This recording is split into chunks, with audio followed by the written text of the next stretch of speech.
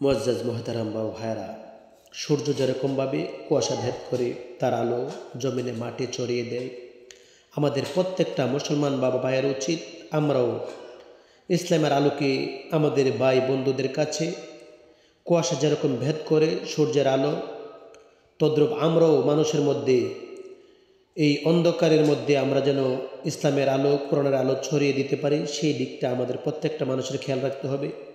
আজকে আলোচনা হবে বুখারী শরীফের 6507 নম্বর হাদিস।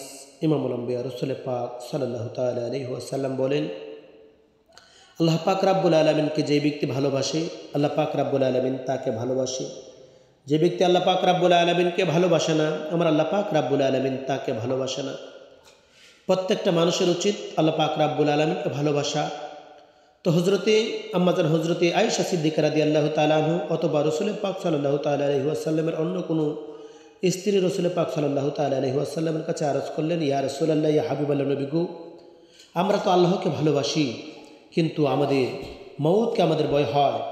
আল্লাহ পাক রাব্বুল আলামিনের হাবিব ইমামুল আম্বিয়া রাসূল পাক সাল্লাল্লাহু তাআলা আলাইহি ওয়াসাল্লাম বলেন, সূরা আল ফজরে 27 নম্বর আয়াতে আমরা আল্লাহ পাক রাব্বুল আলামিন বলেছেন যে ইয়া আইয়াতুহান নাফসুল মুতমাইন্না, হে প্রশান্ত আত্মা, যে আত্মা আল্লাহকে ভালোবাসো, যে আত্মা আল্লাহর প্রেমে পাগল, তুমি আল্লাহর কাছে চলে আসো।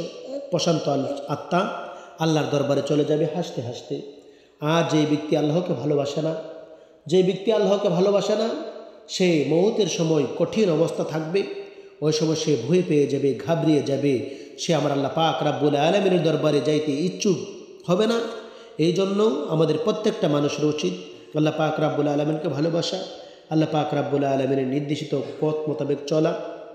আমরা গতকালকে একটি হাদিসের আলোচনা আমি দিয়েছিলাম যে যদি কোনো মানুষ পৃথিবীতে তার হায়াত বৃদ্ধি করতে চায়, যদি কোনো মানুষ পৃথিবীতে হায়াত বৃদ্ধি করতে চায়, রিজিক বৃদ্ধি করতে চায়, সেই ব্যক্তি যেন আত্মীয় স্বজনের সাথে সুসম্পর্ক বজিয়ে রাখে, আত্মীয় সম্পর্ক ছিন্ন না করে। যে ব্যক্তি আত্মীয় সম্পর্ক ছিন্ন করলো, আল্লাহ পাক রাব্বুল আলামিন বলেন যে সেই ব্যক্তি আমার সাথে সম্পর্ক ছিন্ন করলো, কেননা আত্মীয় সাথে সম্পর্ক ছিন্নকারী সেই ব্যক্তি আমি আল্লাহর সাথে সম্পর্ক ছিন্ন করলো।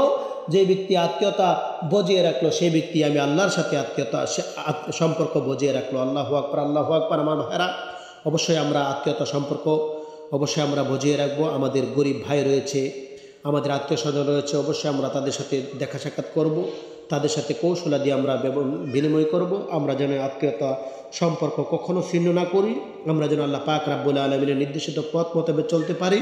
আল্লাহ পাক রাব্বুল আলামিন বলেছেন, কুল ইন কুনতুম তুহিব্বুনাল্লাহ ফাত্তাবিউনি ইউহিব্বুকুমুল্লাহ, তোমরা যদি আমি আল্লাহকে ভালোবাসো, আমি আল্লাহকে পেতে চাও, তাহলে আমার হাবিবকে তোমরা অনুসরণ করো। আল্লাহু আকবার, আল্লাহু আকবার। আল্লাহ পাক রাব্বুল আলামিন আপনাকে আমাকে বোঝা তৌফিক দান করুক। সকলে বলে আমিন।